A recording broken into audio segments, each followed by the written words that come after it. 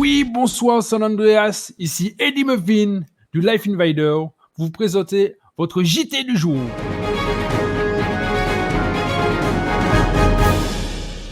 Et pour ouvrir ce journal, je vous laisse regarder ce premier sujet qui est un braquage de flicard où un de nos journalistes a pu être sur place et prendre plusieurs témoignages. Comme vous avez pu le voir, nous avons eu un braquage de flicas. Les individus ont pris 2 otages. Vous avez pu voir que c'était des personnes qui étaient assez à l'aise durant le braquage. Ils ont dansé, ils se sont permis de se mettre en caleçon et tout ça. Ouais, ils étaient là juste pour l'argent. Les otages n'ont pas eu de sévices corporels ou quelque chose comme ça. J'étais tranquillement assis ici à la place des cubes, là. Quand ils sont venus me prendre, ils nous ont pas frappé ou quoi que ce soit. Ils m'ont rendu toutes mes affaires. Et voilà, c'est des mecs dans la galère qui cherchent à faire de l'argent, quoi. Bon, pas de la bonne façon, mais voilà. Ça justifie pas, mais tu sais, à un moment donné, quand t'as faim, t'as faim. Tout s'est bien passé, on a récupéré les otages. Actuellement, j'ai 2 unités qui sont sur la course-poursuite des individus. Non, pour l'instant, c'est une bonne opération.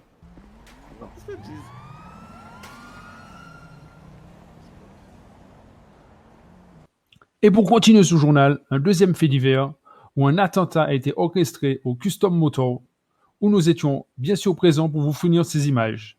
On a été victime d'un attentat. On ne sait pas exactement pourquoi ni les revendications dans le dur.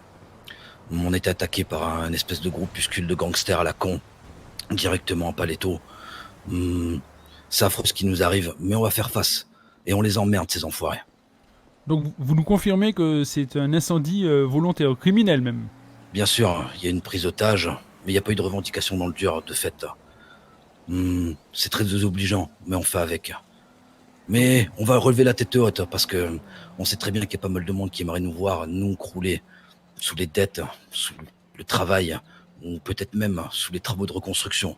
Mais on lâchera rien, on va garder notre commerce parce qu'on est digne, nous, et on a un honneur. Et bien sûr, nous souhaitons bon courage à nos amis bikers en espérant qu'ils puissent bientôt réouvrir leur garage. Et nous en profitons également pour rebondir sur un fait divers d'hier où une concession automobile a également été prise pour cible par des hommes cagoulés avec des bidons d'essence et des cocktails Molotov où nous avons pu prendre des images car notre caméraman était réellement sur place. D'ailleurs, on peut se demander s'il y a un lien ou non entre ces deux attentats.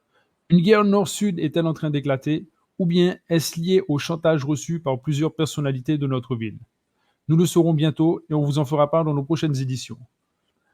Nous profitons également de vous parler d'un sujet un peu plus léger, mais qui nous concerne tous, avec l'augmentation de l'essence, car vous n'êtes pas sans savoir que depuis plusieurs jours, les prix ont explosé à la pompe.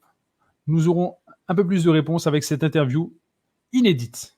Il y a eu, c'était quoi, courant de la semaine dernière, une attaque de train qui contenait des litres et des litres d'essence qui a explosé. Et du coup, la compagnie qui livrait justement les stations-service a décidé, la moitié s'est mis en grève et du coup, il y a 2 fois moins de livraison. Voilà le pourquoi du comment. Le prix de l'essence au niveau des stations-service a doublé. Nous vous remercions d'avoir suivi cette édition du journal du Life Invader. Et oui, il est déjà l'heure de se quitter, en espérant vous revoir très bientôt la semaine prochaine pour une nouvelle édition de notre journal avec de nouvelles informations bien croustillantes.